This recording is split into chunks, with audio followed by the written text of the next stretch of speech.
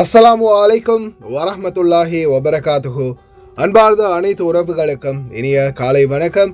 உங்கள் மீது சாந்தியும் சமாதானமும் உண்டாகட்டும். இன்றைய காலை பொழுது உங்கள் அனைவருக்கும் இனிய பொழுதாக அமைய எல்லாம் வல்ல இறைவனை பிரார்த்தித்தவனாக இன்றைக்கும் கோயத்துடைய பல முக்கியமான செய்திகளை பற்றி தான் பார்க்க போகிறோம். வீடியோவை கடைசி வரைக்கும் பாருங்கள்.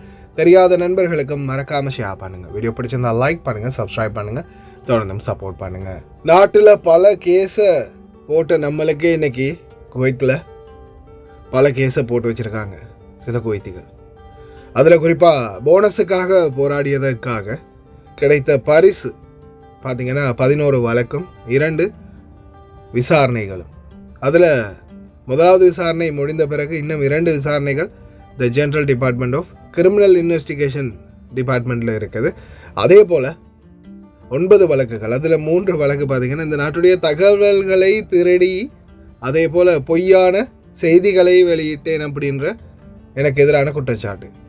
அந்த வழக்கு அதில் என்ன 3 தேச துரோக வழக்கு அப்படின்ற மாதிரி குற்றச்சாட்டு முன்வைக்கப்பட்டிருக்குது. இந்த நாட்டுடைய தகவல்களை தவறாக சமூக வலைத்தளங்களில் பரப்பியிருக்கிறேன். வேற ஒன்றும் இல்லை, போனஸ் இருக்குது எல்லாரும் எடுத்துக்கோங்க அப்படின்னு வீடியோ போட்டது தான் நடந்த பெரிய சிக்கல்.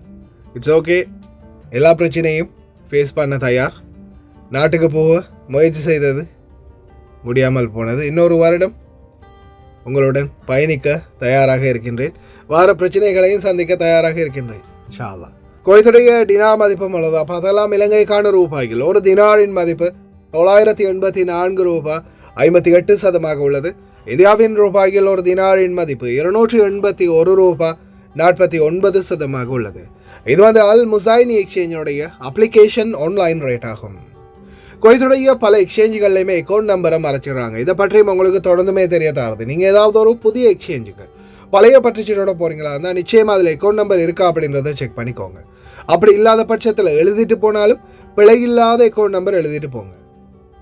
ஏதாவது ஒரு நம்பர் பிழைத்தாலும் கூட உங்களுடைய பணம் நாட்டுக்கு போய் சேராது. அந்த பணத்தை திரும்பி பெறணுமா இருந்தாலும் ரொம்ப நாட்கள் ஆகும். மறுபடியும் கட்டணம் செலுத்த வரும். அதே போல் எக்ஸ்சேஞ்சுகளில் பணம் அனுப்பி முடித்ததும் மறக்காமல் பட்டுச்சீட்டை செக் பண்ணி பாருங்கள் எல்லா டீட்டெயில்ஸும் சரியாக இருக்குதானே. ஏன்னா நீங்கள் சரியான டீட்டெயில்ஸ் கொடுத்துருந்தாலும் கூட எக்ஸ்சேஞ்சில் வேலை பார்க்குறவங்க பிளவுறதுக்கும் நிறையவே வாய்ப்பு இருக்குது. நல்ல எக்ஸ்சேஞ்சுகளில் உங்களுடைய கஷ்டப்பட்டு சம்பாதிக்கக்கூடிய பணத்தை அனுப்புங்க. எங்கே அதிகமாக கொடுக்குறாங்க அப்படின்றது தெரிந்தாலும் மறக்காமல் கமெண்டில் மென்ஷன் பண்ணுங்கள். குவைத்துடைய தங்க விலையை பார்த்தெல்லாம் 1 கிராம் 18 கேரட் தங்கத்தின் விலை 24 தினார் 811 ஃபேல்ஸ். 1 கிராம் 21 கேரட் தங்கத்தின் விலை 28 தினார் 946 ஃபேல்ஸ். 1 கிராம் 22 கேரட் தங்கத்தின் விலை 30 தினார் 335 ஃபேல்ஸ். 1 கிராம் 24 கேரட் தூய தங்கத்தின் விலை 33 தினார் 81 ஃபேல்ஸ். இதோ மறுபடியும் தங்க விலை அதிகரிச்சிருக்குது. இப்போ 2-3 நாளாக தொடர்ந்து சொல்லிக்கிட்டே இருந்தேன் தங்க விலை கொடுத்து வாங்குங்க அப்படின்னு. மறுபடியும் அதிகரிக்க ஆரம்பிச்சிருக்குது. வாங்குறவங்க தாராளமாக வாங்கிக்கோங்க. ஒரு நாள் 3 மாதமும் இல்லை 6 மாதமும் இல்லை, ஒரே நாளில் விசா கேன்சல். சந்தோஷமான செய்தியும் இருக்குது, துக்கமான செய்தியும் இருக்குது. அதே போல் வெகு விரைவிலேயே 0 டிகிரி செல்சியஸ் வெப்பநிலை குறைவடையும். குளிர்காலம் வரப்போகின்றது. அடித்தால் நாங்கள் மறுபடியும் அடிப்போம். இஸ்ரேல் எச்சரிக்கை. தைரியத்துக்கு காரணம் என்ன பார்க்கலாம். அதே போல் கடலோர காவல் படை தொடர்ந்துமே கண்காணிப்பு லைவ் போட்டே தான் சில விடயங்களை நாம் இழந்துக்கிட்டு இருக்கிறோம். அதே போல் ரோட் மெயின்டெனன்ஸ் ஜபரியா மற்றும் சால்மியா வீதிகள் மூடப்பட்டிருக்கும் சூழல். குடியுரிமை சட்ட விவகாரங்களுக்குள் முதன்முறையாக பெண்கள் நியமிக்கப்பட்டுள்ளார்கள். பார்க்கலாம் அனைத்து தகவல்களையும். அரபு நாடுகளை தொடர்ந்தும் அச்சுறுத்தும் பூகம்பம். ஈஜிப்த் மற்றும் அரபு நாடுகளை ஒட்டிய சில நாடுகள் மற்றும் சைப்ரஸ், இன்னும் சில நாடுகள் மற்றும் அமெரிக்கா உட்பட சில நாடுகளில் தொடர்ந்துமே நேற்றைய தினம் கூட பல ரிக்டர் அளவிலான பூகம்பங்கள் பதிவாகி இருக்கின்றது.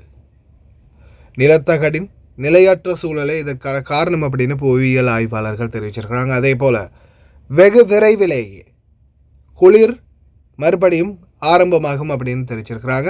அதாவது எதிர்வரும் காலங்களில் ஆகஸ்ட் மாதம் 20ஆம் திகதியோட வெப்பத்துடைய தன்மை வெகுவாக குறைந்து வரும். அதன் பிறகு 9ஆம் மாதம் 10ஆம் மாதம் ஆரம்பிக்கும் போதே குளிருடைய தாக்கம் இருக்கும். அதாவது 11ஆம் மாதமெல்லாம் வரும்போது 0°C வெப்பநிலை குறையும் வாய்ப்பு இருக்குது அப்படின்னு தெரிவிச்சிருக்காங்க. அதிகபட்ச குளிர் இந்த வருடம் எதிர்பார்க்கப்படுகிறதாகவும் வானிலை ஆய்வாளர் பெதரல் அமீரா தெரிவிச்சிருக்கிறாரு. தயவுசெய்து கவனமாக இருங்க. இப்போ எவ்வளவுக்கு சூடு நாம் அனுபவிக்கிறோம், அதே மாதிரி எதிர்வரும் காலங்களில் குளிர்காலமும் ரொம்ப வேகமாகவே ஆரம்பிக்கும். அனைத்து காலநிலைகளுக்கும் தயாராக இருங்க. புதிதாக இந்த நாட்டுக்கு வந்தவங்களுக்கு சூடும் இப்போ புதிதாகத்தான் இருக்கும். அதே மாதிரி சூடு மாதிரியே குளிர்காலமும் வரும் அப்படின்றத ஞாபகத்தில் வச்சுக்கோங்க.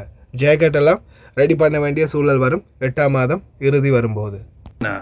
جمرة القيض حتى 11 أغسطس بإذن الله تعالى، وبعدها راح تنتهي الحرارة العالية وتنكسر جمرة القيض وتبدأ الحرارة بالانخفاض تدريجيا، وهو موسم الرطوبة والمنخفضات الجوية الجنوبية.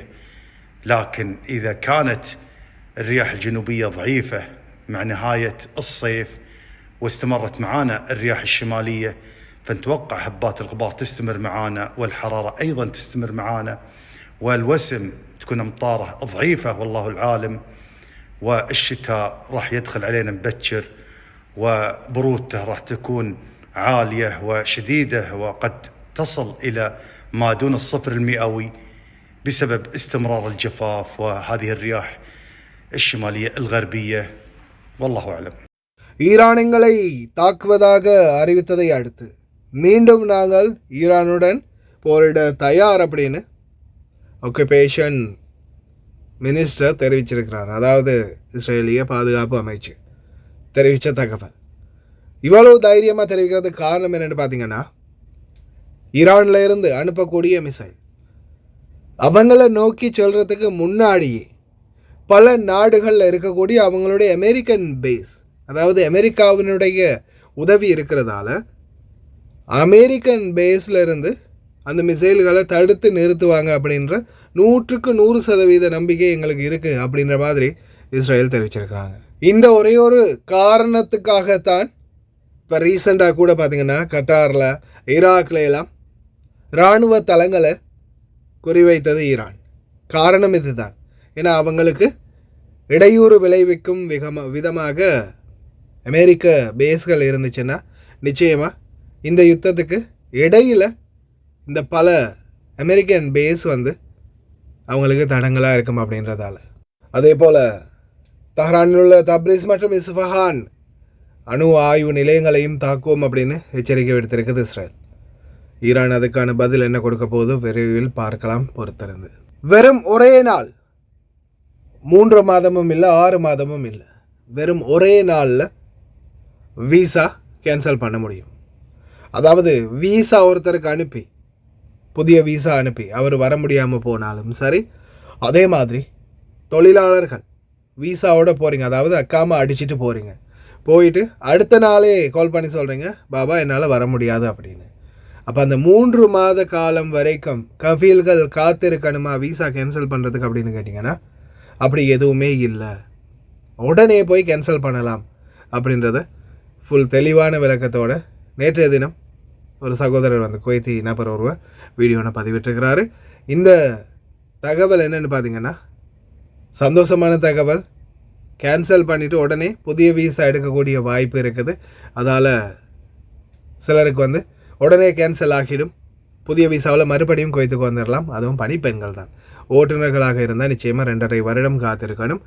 ஆனால் இந்த வெளியில் அக்காம அடித்து வேலை செய்கிறவங்க நிறைய பேர், நான் சொன்னேன் தானே 3 மாதத்துக்குள்ளே வந்துடுங்க அப்படின்னு. ஏன்னா 3 மாதம் கழித்து தான் கேன்சல் பண்ண முடியும் அப்படின்னு. ஆனால் அந்த நிலைமை இல்லை. நீங்கள் போய் அடுத்த நாளே கூட கஃபீலால் கேன்சல் பண்ண முடியும். லீவில் போனவங்க அடிக்கடி உங்களுடைய மொபைல் ஐடியை செக் பண்ணிக்கிறது நல்லது. மொபைல் ஐடியை ஆக்டிவ் பண்ணிகிட்டே போங்க. மொபைல் ஐடியை அடிக்கடி செக் பண்ணிக்கோங்க உங்களுடைய அக்காம கேன்சல் ஆகிடுச்சா இல்லையான்னு. جماعة ركزوا بالكلام اللي أنا بقوله. عندك عاملة بتجيبها حق بيتك، رحت قدمت عليها هناك تأخرت، بتجيب ثانية ملفك ما يسمح، يقول أنت عندك عدد أخوي لازم تنطر الفيزا اللي أنت مسويها تنتهي. في طريقة لي بقول لكم عليها، ألا وهي تاخذ الفيزا، وإذا ضايع الفيزا تروح وزارة الداخلية خدمة المواطن تقول لي بابي صورة من الفيزا، تاخذ صوره من الفيزا، تروح مكتب اللي جبت منها العامله يختم لك على الفيزا، تروح هناك رميثيه خلف الجمعيه صوب مفخر عندهم اداره هناك وقسم يختم لك اياها بعد، وتروح يبغى خدمه المواطن تعطيهم اياه يكنسلوا لك الفيزا وتجيب غيرها. يعني مو شرط انك تنطر على ما تنتهي الفيزا، لا، في ناس ما يدوم. انا والله بالامانه اليوم دريت كنت ابلغكم. يعني تاخرت مثلا تقولي هونت ما هي جايه مريضه صار لها ظرف ما تبي تجي، مو لازم تنطر ترى لين تنتهي الفيزا، لا مو شرط. انا قبل والله انا حتى الموظفه جزاها الله خير هي اللي فهمتني، قلت ويه قالت لي تنطر اول شيء الحين لين تنتهي الفيزا عشان تقدر تجيب لك عمله ثانيه، ولا عندي لك طريقه ثانيه تاخذ الفيزا تلزم الفيزا مو موجوده عندي، قالت اعطيك برنت من الفيزا نفسها، تروح المكتب نفسه اللي جبت منها العامله تختم، وبعدها بعد ما تختم تروح سوبرماركتيه هناك عند المخفر او ورا المخفر ورا الجمعيه تختم الختم بعد وتينا ونكنسل لك الفيزا وتقدر تجيب غيرها. يعني مو شرط تنطر على ما ينتهي تاريخ الفيزا، لا اخوي الحمد لله سهالات. குவைத்தி குடியுரிமை விவகாரம் இந்த நாட்களில் தொடர்ந்துமே பார்த்தீங்கன்னா பலருடைய குடியுரிமை பறிக்கப்பட்ட நிலையில் பெண்களுக்காக பேசுகிறதுக்கோ அல்லது பெண்களுடைய நீதியை கோர்றதுக்கோ பெண்கள் அமைப்புகள் இல்லாமல் இருந்த சூழலில் தற்போது குவைத்துடைய மன்னர் ஷேக் மெஷால் அஹமத் அல் ஜாபர் அல் சபா ஹஃபிதுல்லாஹ் அவருடைய அனுமதியின் பேர் தற்போது குடியுரிமை விவகாரம் பற்றிய விசாரணை குழுக்களில் நம்பகமான அதிகார மட்டங்களில் இருந்து பெண்களை நியமிக்க உத்தரவிடப்பட்டுள்ளது. குவைத்தி குடியுரிமை பறிப்போன பெண்கள் நிச்சயமாக அவங்களுக்கான நியாயத்தை கோர முடியும். உண்மையாக இருக்கும் பட்சத்தில் அவங்களுக்கான நியாயம் பெற்றுக் கொடுக்கப்படும் அப்படின்னு தெரிவிச்சிருக்கிறாங்க. அதே போல் குவைத்துடைய ஜவசாத் தவார் சிட்டி சென்டர் ரொமைத்தியா சால்மியா போர்டர், அதாவது ஜவசாத் ரவுண்ட் போர்ட்டில் இருந்து எக்ஸிட் ஆகக்கூடிய சில ரோடுகள் மூடி இருக்குது. 5வது ரிங் அதிவேக சாலைக்கு செல்லக்கூடிய எக்ஸிட்கள், அதே போல் 4வது ரிங் ரோட்டில் இருந்து தஃப்தர்லாம் செய்கிறதுக்கு நீங்கள் வண்டி செக் பண்ண போவீங்க இல்லையா ஜாப்ரியாவில், அந்த ரோடு பாரக் ஹாஸ்பிட்டலுக்கு ஆப்போசைட்டில் இருக்கக்கூடிய ரோடும் க்ளோஸ் பண்ணியிருக்கிறாங்க வீதி புனர் நிர்மாண பணிகளுக்காக. அதே போல் த ஜென்ரல் ஃபயர் ஃபோர்ஸ் கடலோர கண்காணிப்பு குழு தொடர்ந்துமே அவங்களுடைய கள பயணங்களை மேற்கொண்டுக்கிட்டே இருக்கிறாங்க. இந்த நாட்களில் அதிகமாகவே கடலோரம் நிறைய பேர் ஸ்பெண்ட் பண்ணுறதால, பாடசாலை லீவுன்றதால நிறைய பேர் ஷாலே போயிருக்கிறாங்க. அங்கேயும் கடல் ஓர பிரச்சனைகள், இப்போ ரீசெண்டாக கூட ஒருத்தர் மூழ்கி உயிரிழந்த சம்பவம் பதிவாகிச்சு. அதே மாதிரி தான் இந்த மெரினா பீச் லைவு போடுறவங்க இருக்காங்க இல்லையா, அவங்களால தான் மிகப்பெரிய பிரச்சனை. இப்போ கூட பாருங்கள், இந்த கடலில் அத்துமீறி சிலர் தாழ்வான பகுதிகளெல்லாம் குளிக்கிறாங்க, இதற்கு நிச்சயமாக நடவடிக்கை எடுக்கணும் அப்படின்ற மாதிரி சிலர் கருத்துக்களை வெளியிட்டிருக்கிறாங்க ஒருத்தருடைய லைவை ரெக்கார்ட் பண்ணி. சிலர் நினைக்கிறது லைவ் போட்டால் லைவோடையே முடிஞ்சு போயிடும்னு, அது சிலருடைய லைஃபையே மொத்தமாக காலி பண்ணிடும் அப்படின்றதுக்கு இதெல்லாம் ஒரு உதாரணம். இருக்கக்கூடிய சின்ன சின்ன நம்மளுக்கு கிடைக்கக்கூடிய சுதந்திரத்தையும் சில நேரங்களில் பறிக்கிறதுக்கு வாய்ப்பு இருக்குது. தயவு செய்து கவனம். சில விடயங்களில் நீங்கள் வெளிக்கொண்டு வராமல் இருக்கும் வரைக்கும் தான் நம்மளுக்கு அதில் பெனிஃபிட் இருக்கும். அது இந்த நாட்டு அதிகார மட்டங்களுக்கு போயிடுச்சுன்னா அதுக்கப்புறம் இருக்கக்கூடிய சுதந்திரமும் பறிக்கப்படலாம். அதனால் சில விடயங்களை தவிர்க்கிறதே நல்லது.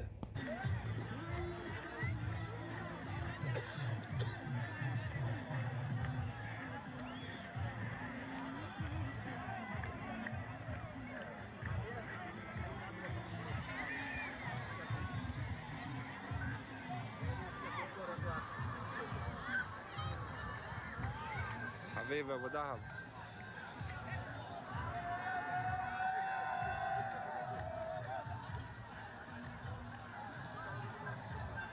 في واحد ارسل هديه بس مش عارفه اسمه ايه ومش عارف الهديه اللي ارسلها.